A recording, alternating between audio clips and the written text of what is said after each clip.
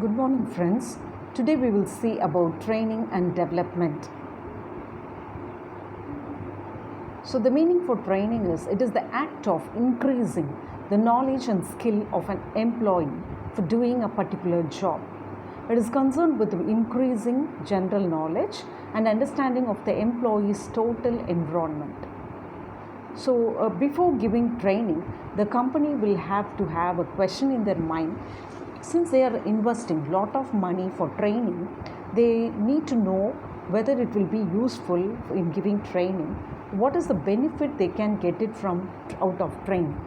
So, for this, following are certain areas which should be done, criteria that should be done before going into giving training. So, the first one is the company or the HR manager has to involve himself in finding whether training is needed for employees. The first one is for that, the first thing what they have to do is informal observation. The HR manager can informally observe the employee's performance. The work performance of employees can be informally observed. Next one is performance appraisals. So, continuous performance appraisal will give that whether an employee needs a training or not. The third one is suggestion system. So, suggestion system is many times they get suggestion from the employees. When you compile and you can find out the result of this suggestion system. Out of that, they will find the people who are in need of training and who are not in need of training. Everything can be found out, and accordingly they can given training. Next one is group discussion. So, group discussion is employees will be allowed to sit in a group and they will be discussing about various problems, work related problems, and from thereby they will decide whether a particular employees are in need of training or not. Next one is questionnaires. Questionnaires will be given to those who are attending training. So, when they will find out the result. According to the result, they will be given proper training. The next one is morale survey. So, morale survey will be conducted by the company among the employees to know whether their ability to work or willing to work is the level of willingness of the employees towards work. So, this will show whether employees are happy while they work or they are not willing to work. They are not.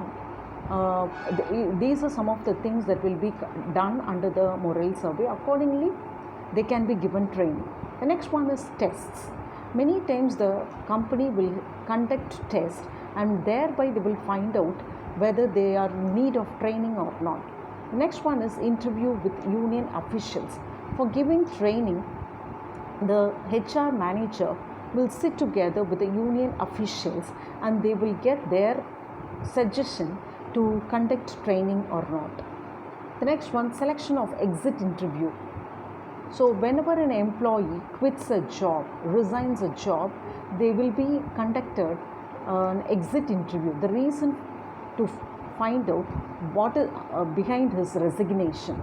So, this will prove or this will tell an HR manager like whether he is in need of particular training, whether he was lagging particular skill or abilities. Thereby, training will be given for other employees also to avoid unnecessary resignation or VRS, provided if he is an able person in the company.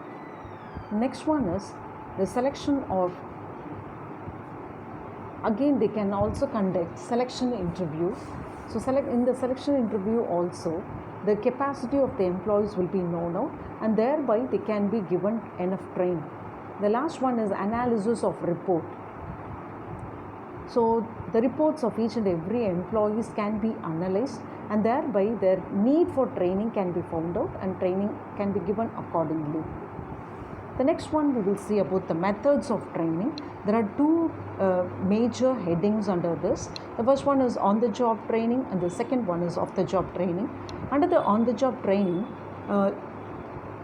there are 5 methods. The first one is job rotation. So, job rotation is nothing but the employees will be sent from one job to another in order to get more exposure in different work areas. The next one is coaching. The coaching is given by a person who is a senior, especially the supervisor will give coaching to the junior employee or the freshers. The next one is job instruction. So job instruction is a method where the supervisor will give instructions related to job for the employee. The next one is committee assignments. So committee will be formed and employees will be assigned task and they will work together and complete the task. The next one, internship training. So many times the freshers will be sent for internship training where they will learn from their workplace, and also from the senior people. So this is all about internship training. Many times the students will be sent for internship training to big companies as a part of curriculum. The next one is off-the-job training. Under that we can see case study methods. So here the real-time cases will be given to the employees. They sit together and discuss, find the solutions for the problems. They will come out with different alternatives and choose the best one. So this shows this will train them. This is how they will be trained in decision making skills, problem solving. All these are some of the qualities that will be developed with the help of this case study method. The next one is incident method. So here a critical incident will be given, critical situations will be given to them, and how they behave, how they act, how they handle that incident will be the training. The next one, role play. A proper role play is a situation will be given, a role will be given, and thereby training will be given, how they react, how they play that role as a manager, as an executive, as a handler, or as a customer. How they behave, how they act, how they handle will be the training. The next one, in-basket method, is a method where a basket full of letters will be kept, and the executives, the trainee has to select one particular letter and they have to handle how they handle the situation. It may be like memos, complaint letters, sales letters. All these are some of the letters that is kept in the basket, and they will handle that. The next one is the lectures. So the employees will be sent to the colleges, or lectures will be given to them related to their work.